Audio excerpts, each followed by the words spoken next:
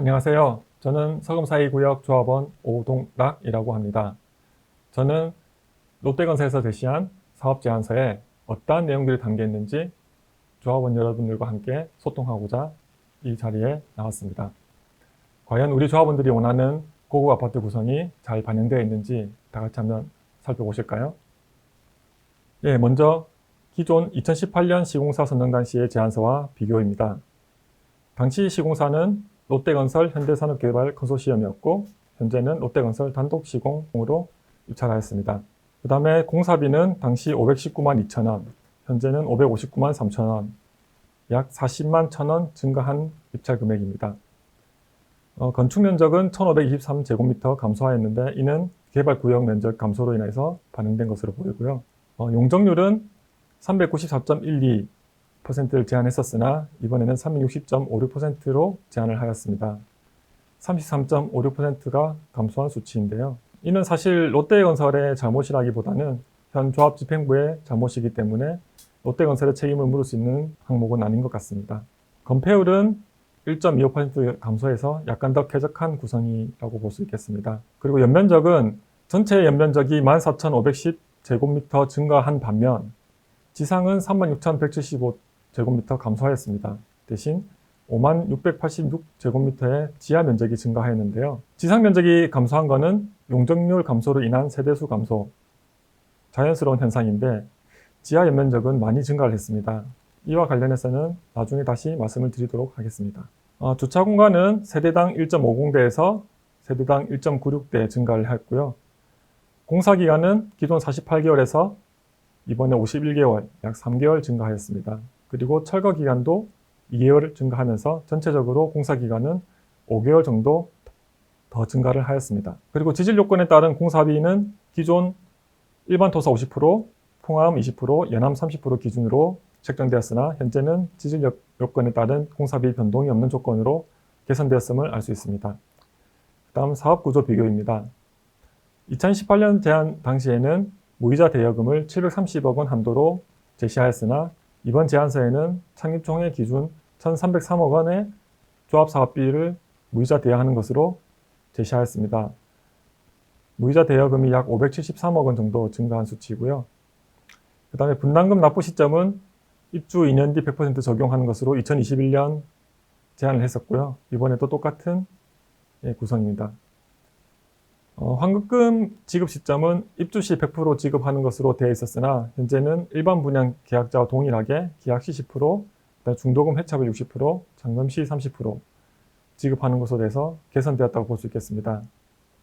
그 다음에 일반 분양 시점은 골든타임 분양제 적용으로 동일하고요.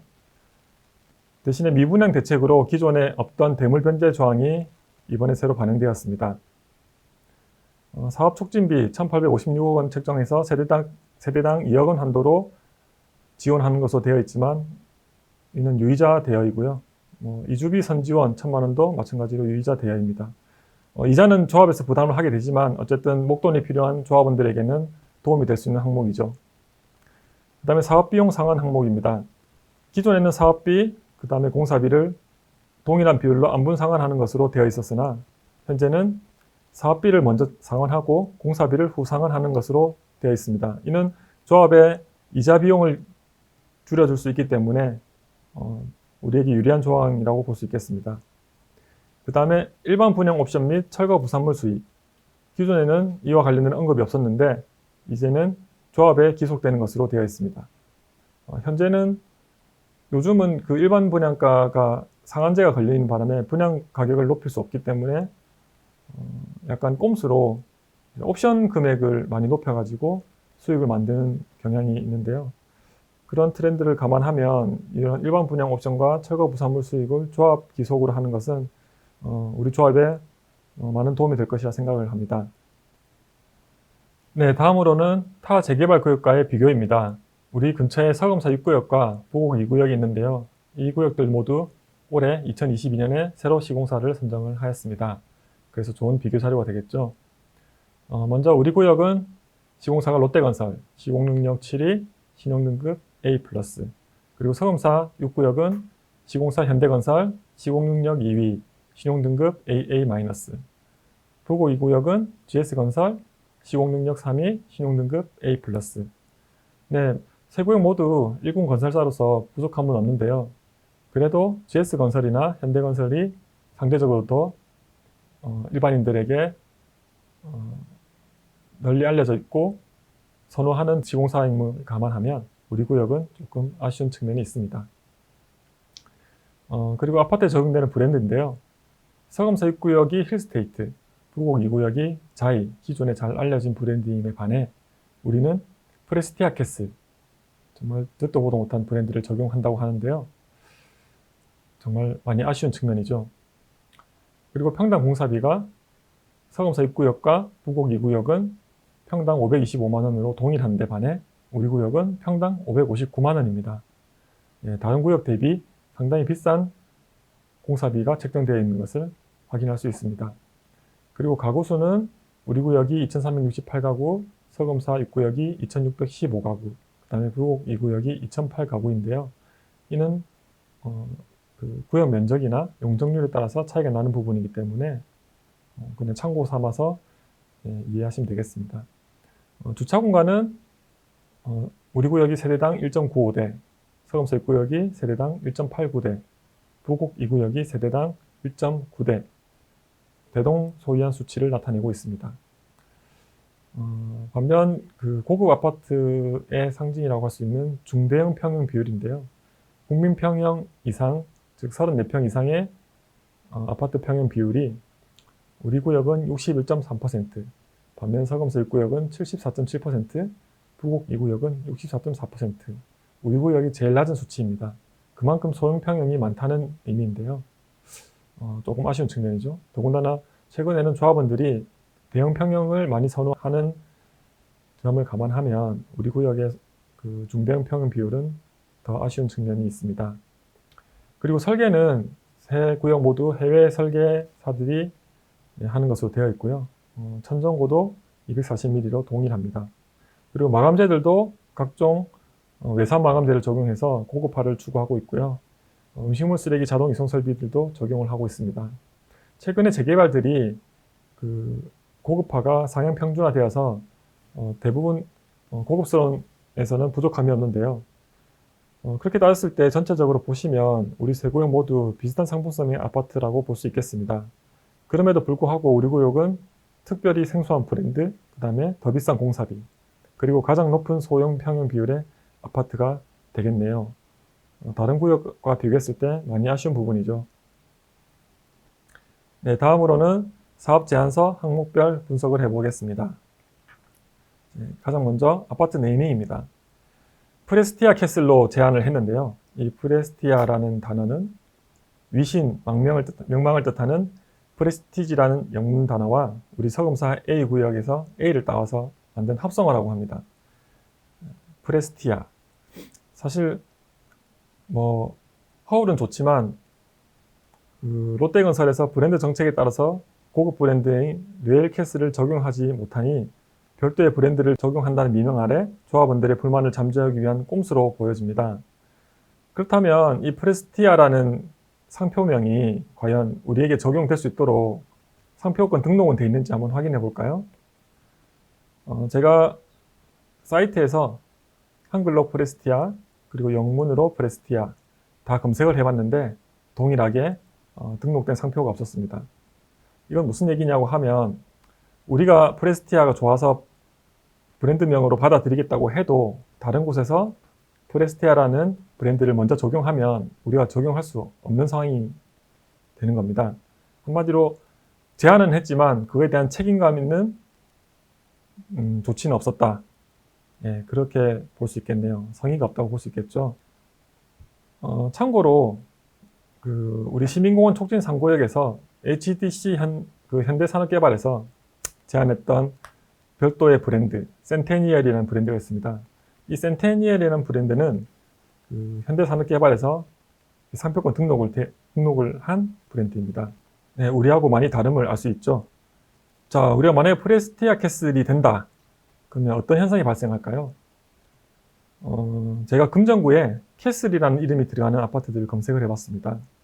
그러니까 지성 캐슬, 로얄 캐슬, 그다음에 태성캐슬 이런 아파트들이 등장을 하는데요. 우리도 이렇게 프레스티아 캐슬이라고 되면 지성캐슬, 로얄캐슬, 태성캐슬, 프레스티아 캐슬 다 비슷한 처지가 되는 거죠. 과연 이게 아파트인지 빌라인지 시공사는 어딘지 전혀 알 수 없게 되는 거죠. 이런 아파트 이름이 과연 우리에게 적당하다고 생각하십니까? 저는 정말 이러한 그 네이밍은 적용돼서는 안 된다고 생각을 합니다. 차라리 롯데캐슬이 낫지 않습니까?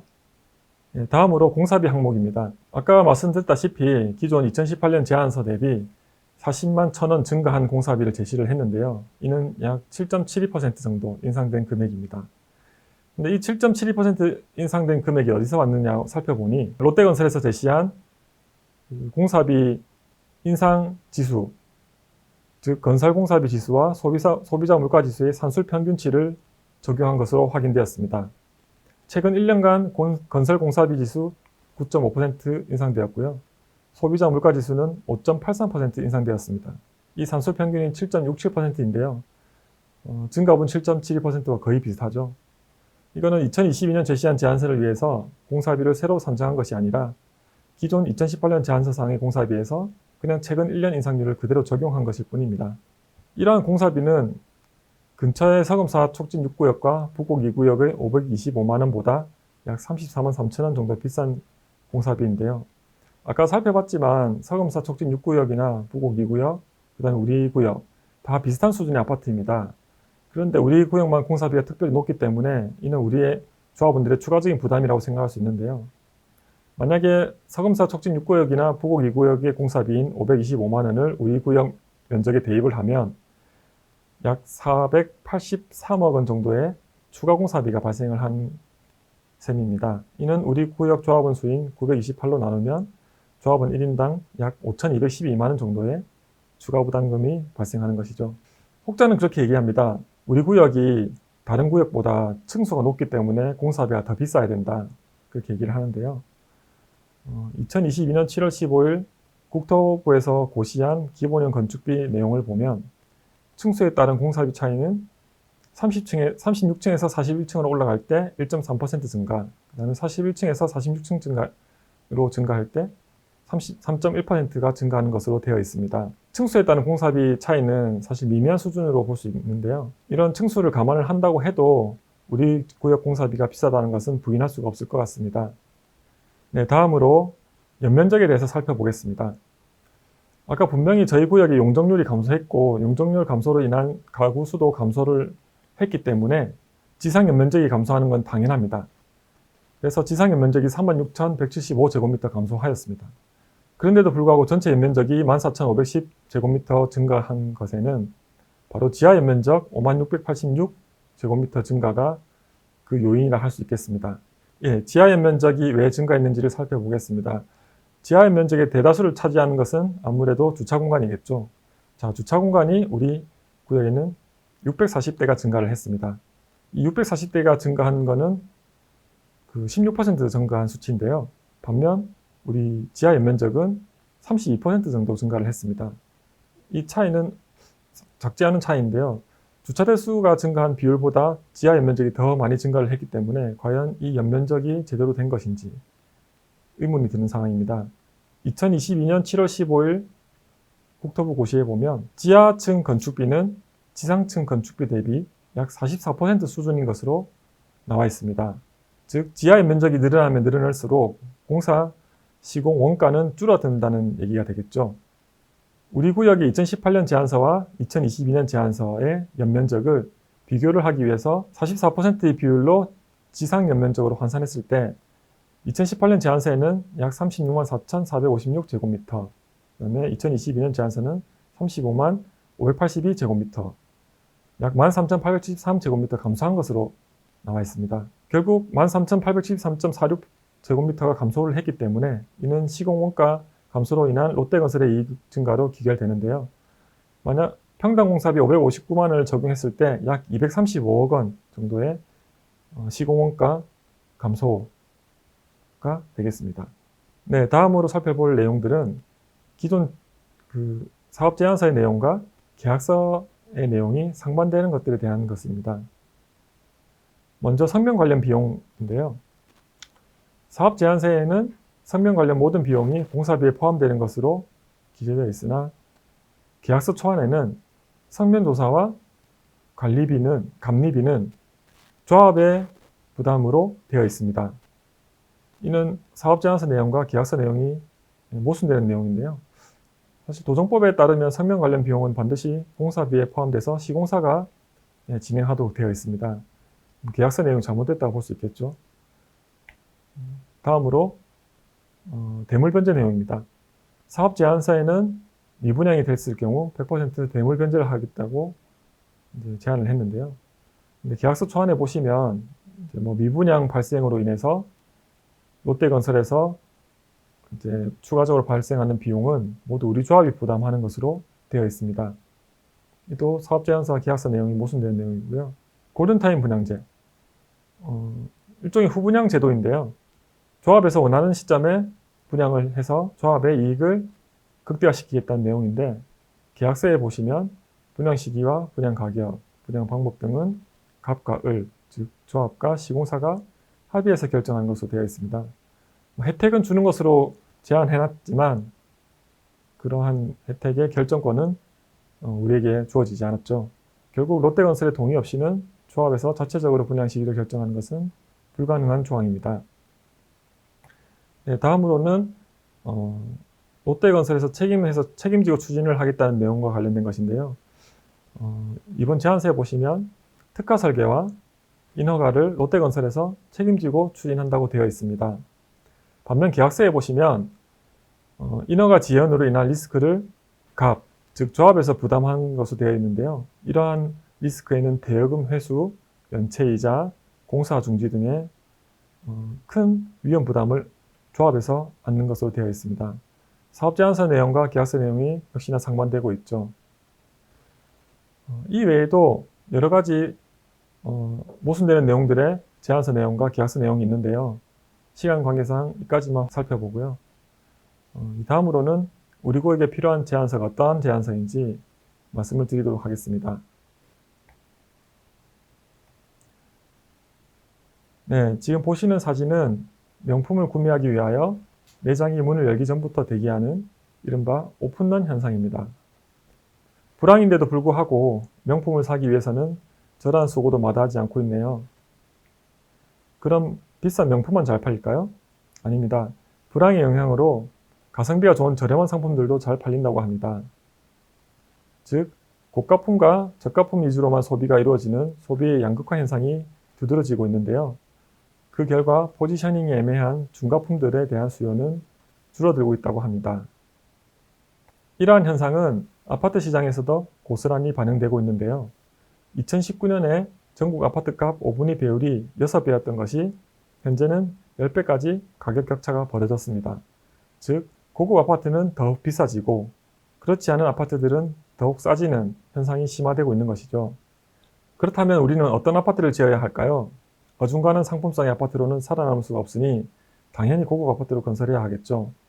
조합은 여러분께서도 잘 아시다시피 우리 구역 근처로 서금사 5구역, 6구역, 그리고 부곡 2구역이 비슷한 속도로 재개발을 진행하고 있습니다. 결국 일반 분양도 거의 비슷한 시기에 진행을 하게 될 것인데요. 좋은 분양 실적을 거두기 위해서는 확실히 고급 아파트를 건설하여 차별화를 이루어야 하겠습니다.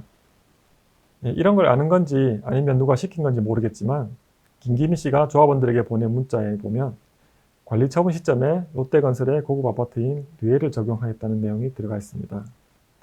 롯데건설하고 약속이 된 내용이라면 모르겠지만 그게 아니라고 하면 시공사가 갑의 지위에 서게 되는 관리 처분 시점에 이러한 협상이 과연 가능할까요? 진짜 레일을 적용하겠다고 하면 그나마 우리 조합이 갑의 위치가 되어 있는 지금 당장 현재 약속받아야 되는 것이 아닐까요? 그리고 고급 아파트를 건설하기 위해서는 설계부터 반영이 되어야 하는데도 불구하고 설계 변경이 어려운 관리 처분 시 뇌를 적용하겠다고 하는 것은 결국 일반 아파트에 이름만 뇌를 달겠다는 것이죠. 하물며 아파트 입구에 선관위까지 떡하니 버티고 있는데 과연 뇌일 적용이 가능할까요? 현대자동차의 그랜저에 제네시스 마크만 붙인다고 해서 그 차가 G80이 되지는 않습니다. 비록 같은 회사에서 만들었지만 엄연히 다른 설계와 구동 방식 그리고 마감재를 사용하기 때문이죠. 아파트도 마찬가지입니다. 일반 아파트 구성에 이름만 레를 갖다 붙인다고 해서 고급 아파트가 되지는 않겠지요. 결국 김기빈 씨의 공헌은 관리 처분 때까지 조합원들의 불만을 무마시키기 위한 꼼수, 그 이상도 이하도 아닙니다. 조합원 여러분, 우리 구역은 충분히 고급 아파트를 건설할 수 있는 훌륭한 입지 조건입니다. 다만 사업을 이끌어 나가는 조합장의 능력과 관심 부족으로 그렇게 하지 못하고 있는 것일 뿐이죠. 우리도 일 잘하고 조합원 재산 소중히 생각하는 조합장 선출해서 고급 아파트에서 잘 살아봐야 되지 않겠습니까? 그날을 기대하며 방송을 마치겠습니다. 시청해주셔서 감사합니다.